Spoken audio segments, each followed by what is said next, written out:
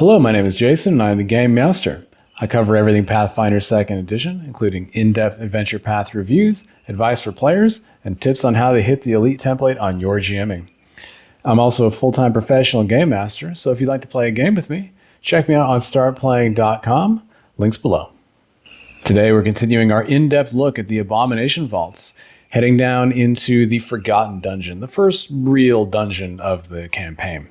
By this point, your PCs should be level 2, and I'd like to say something about XP versus milestone leveling. Personally, I'm a big fan of milestone leveling. APs have a very definite expectation of your PC's abilities and strengths, and straying too far away from that can make things very difficult on you and your players. While one level isn't usually too hard to work around, or one fewer or extra player, if you are consistently gaining about 200 XP more per level, which is definitely possible in this campaign, you could end up being, 2 levels ahead by the very end. The problem here is worse. If you have 5 or even 6 players, you run the risk of making the final fight trivial. Sure, you can elite creatures or just add more, or even use the monster creation rules to tinker with things on a deeper level, if you're willing to do the work. But if you want to keep things as simple as possible, do what I did and just say you gain a level when you've cleared the current level of the dungeon. Just make it nice and simple on yourself. Soon after your party clears the above ground section in the ruins of the Gauntlet, you're going to run the Dead Tide event. This will see the Gauntlet fire for the first time on the Otari graveyard, raising the dead, preferably just as the heroes are finishing up with the Gauntlet ruins or on their way back from their first trip down below into the Forgotten Dungeon. This should light a fire under your PCs, and they should be sprinting back to Otari to see what happened. Anyone in town can tell them about undead falling off of the cliffs and hitting the top of the Downflower Library, so they should be on their way over there very quickly. As the book says, this is a severe encounter on paper, but the PCs have a number of advantages here. None of the undead have weapons, and all of them are at least 30 feet apart. If you're using the Foundry module, make sure you take this into account when you're distributing out the creatures, because they're not laid out for you in this scene. The PCs should be able to pick them off one at a time fairly simply.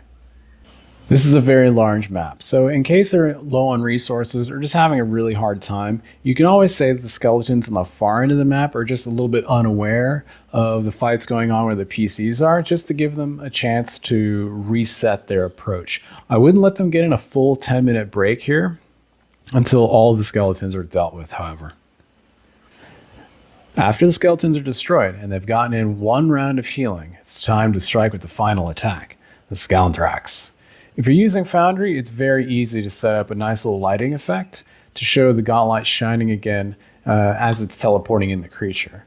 I've got something that I set up, took 2 seconds really, very easy. Looks like that. And the book says the light shines right on the heroes, so I put the Scalanthrax close enough so that on its first turn, it can hit as many people as possible with the spray toxic oil attack, which is a 15-foot cone. Keep in mind that if you're using Foundry, you can always hold the Alt key while you're drawing out some of these templates, just to make it invisible to the players what you're doing. It has a good athletics score, so while its to hit bonus isn't, amazing for its level, its poison can definitely be effective. If they fail their save and become clumsy, stacking that with grabbing a PC will give them a total of -3 to their AC, effectively boosting their to hit into the extreme category for its level. It's never a bad idea if you have the time to take a look at the creature creation rules to see exactly, what you're dealing with here. As far as like modifiers and damage, I've been very surprised by some of the creatures having wildly different numbers from what you would expect looking at some of these charts. So if something's feeling a bit off about the monster, feel free to double check yourself against what Paizo themselves has said, but also take into account the greater context of the combat before you go start changing around numbers too drastically. After the attack, the people of Otari should be very frightened. There's a rush for weapons over glades for blades. Osef and Vandy are deluged by terrified townsfolk. Maybe the town hothead Kileno is calling for the people to gather together and storm the gauntlet right now. There should be the party should walk into a real mess when they get back into town. Let them help calm the townsfolk and help the authorities direct people back home. Osef will want a report on what's going down in the vaults, and this is a good time to dish out your location support, which is on page 10. This will help the PCs feel like the town really has their back and appreciates them in a real concrete way. Now we move on to the dungeon itself. There's usually at least a couple of different ways to get to any level here in the vaults, so I'm just going to tackle these in order, starting with the Apprentice Island. Over here.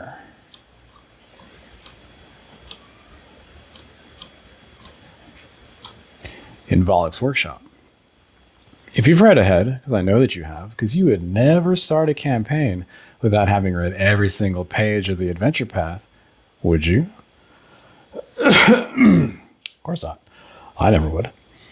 You will know that Volek was a drow who built the lenses for the lighthouse and has turned himself into a swarm of sentient worms in order to spend the centuries waiting for Belcora to return. That too is pretty much my retirement plan. There's a hidden door that leads down to the next level and some notes about necromancy and the transferring of souls.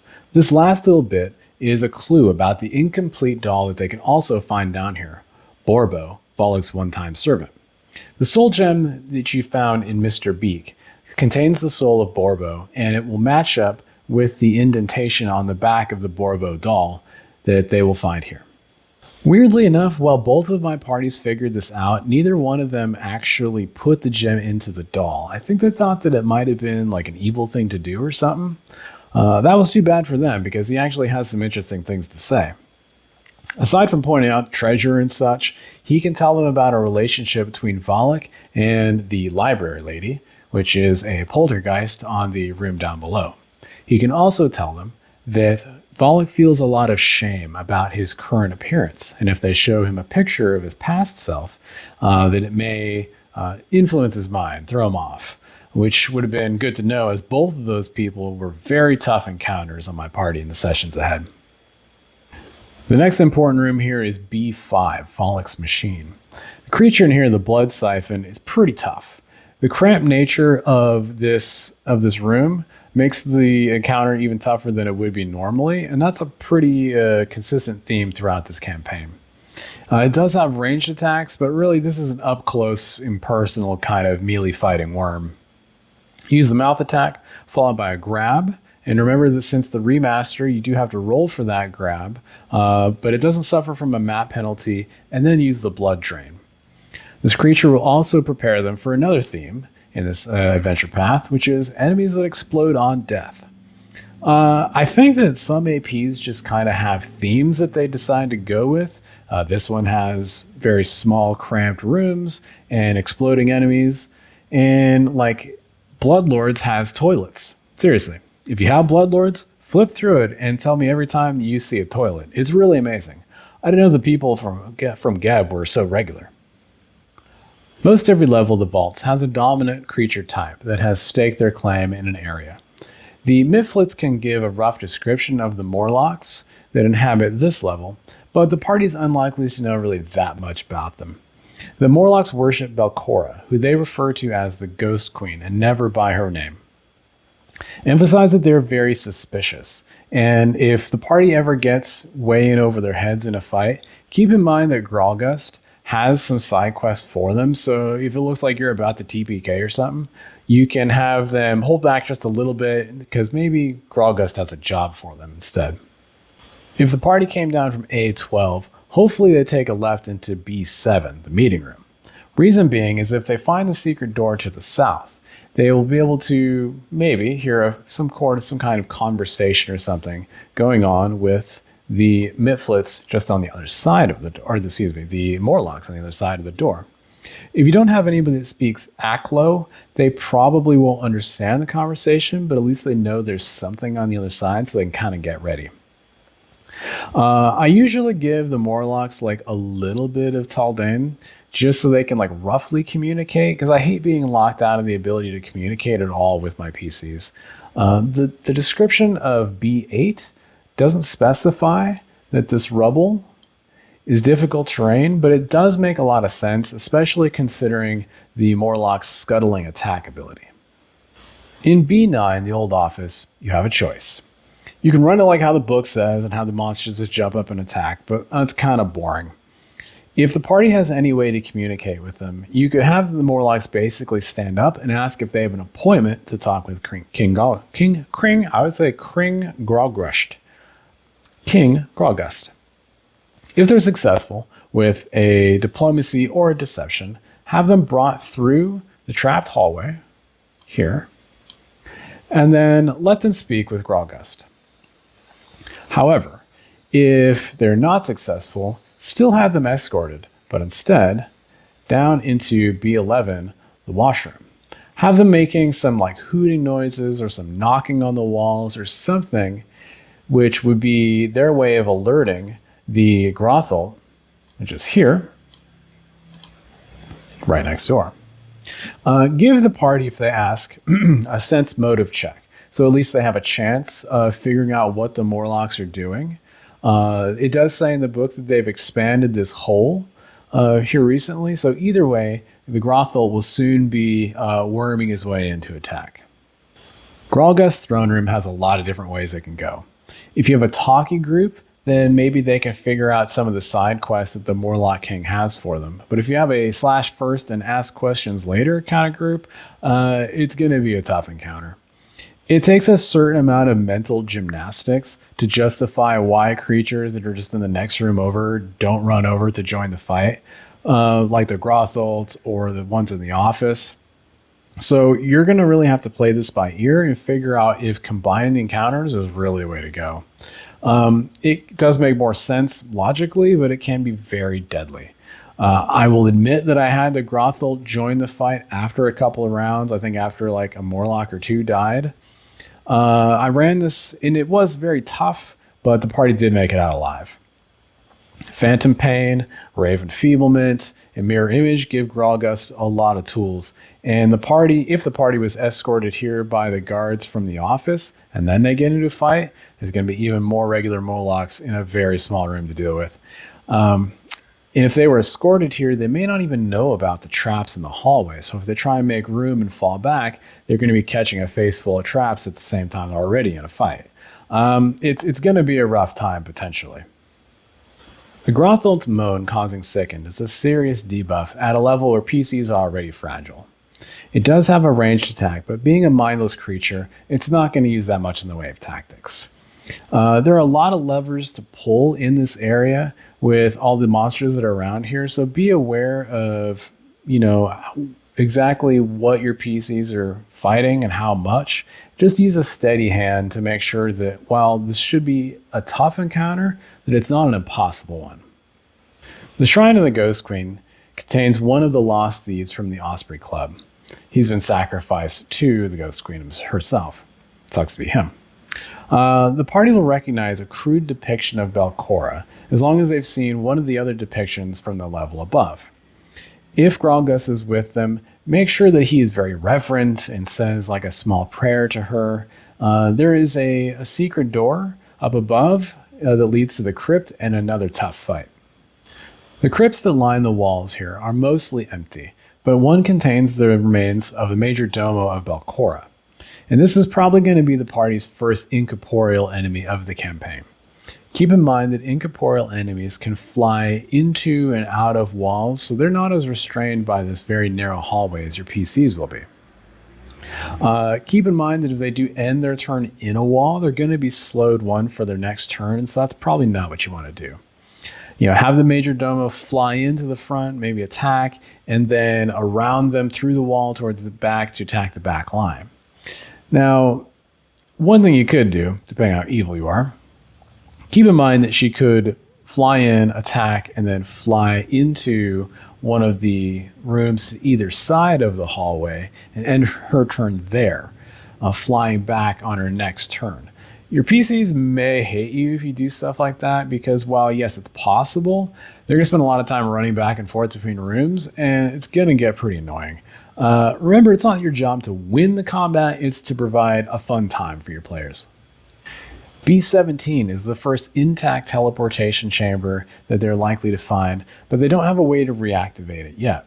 Once they have the ritual needed, it should pique their interest, and keep in mind the critical failure effects teleporting in random horrible monsters, because those are a lot of fun.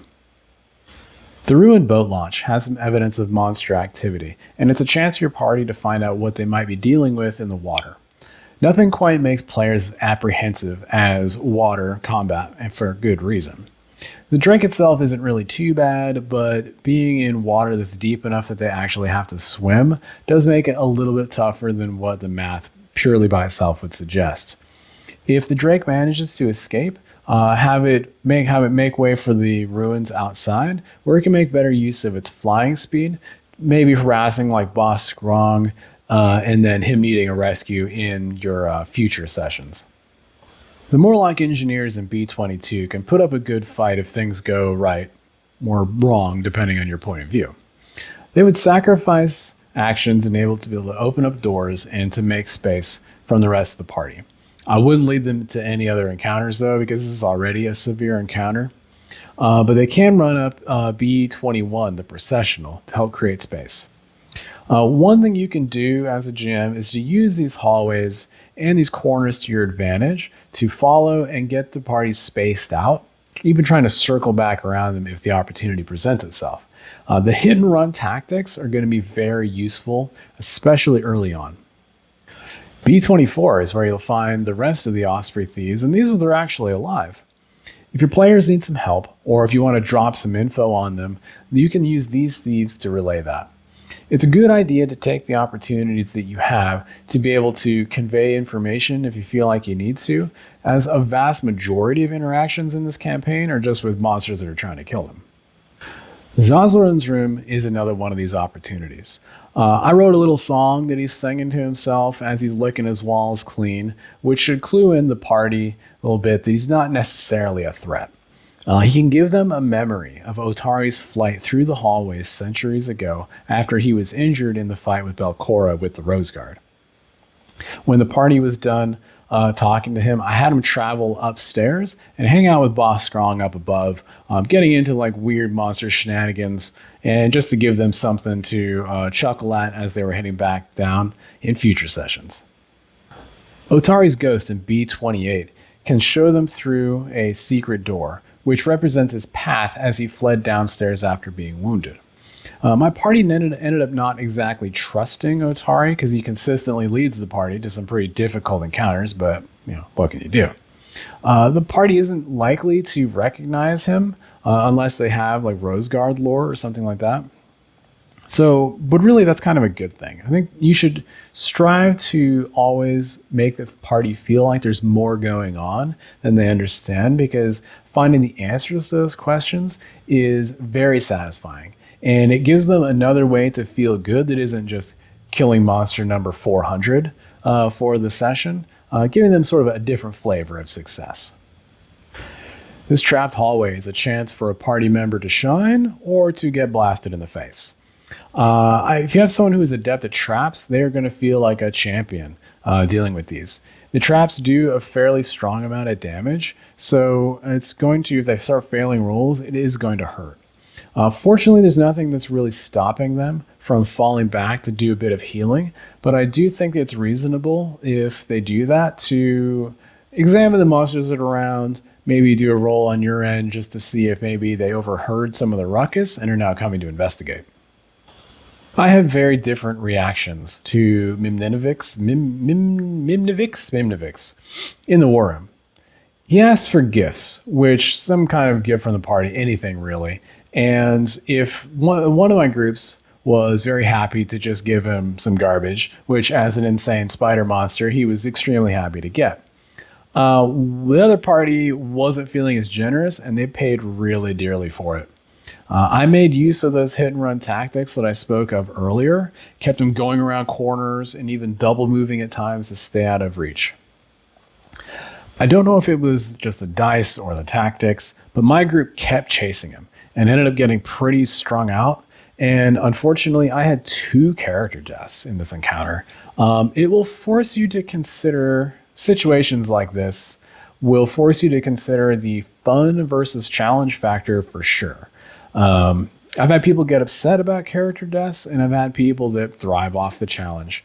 This is what session zeros are for, to gauge where your party is at. But even after a character death, it's good to check in just real quick again to make sure that they're still comfortable with the challenge being presented. Really, the answer to most potential problems in tabletop role-playing games and really life in general is just communication. Just talk to your players. B31, the skeletal giant, looks a lot scarier than it is. Really, this is a chance for your PCs to use some of those hit and run tactics to their advantage. The scariest thing about this is its 15-foot reach, but it should be a fairly simple encounter all around. The Gauntlet Basement, I think, is here to drive home that sense of foreboding and dread that they should be feeling. A person who trapped a purple worm and let it starve to death is obviously a lot more powerful than the PCs are at this level. This is a time when I believe that the module for Foundry contains some really good sound effects in here, but even if you're not using this, I would definitely pick out some really good mood music and ambiance and that kind of stuff. It's all about setting the vibe for the different levels. Maybe they each have like a musical theme, a sound-based theme. Even if you don't go that level, just using some form of music or ambiance can really take the player immersion to a next level. I highly recommend it. And that's it. All the major encounters for level 2 of the Abomination Vaults. I'll be back with another installment of this soon, so please keep your eyes peeled for that and all the other videos that I have planned. If you'd like to play a game with me, check me out on startplaying.com. Please hit the subscribe and like button here, and please send me your Christmas list so I can tell you how naughty you've been. I'll see you next time. This is the Game Master.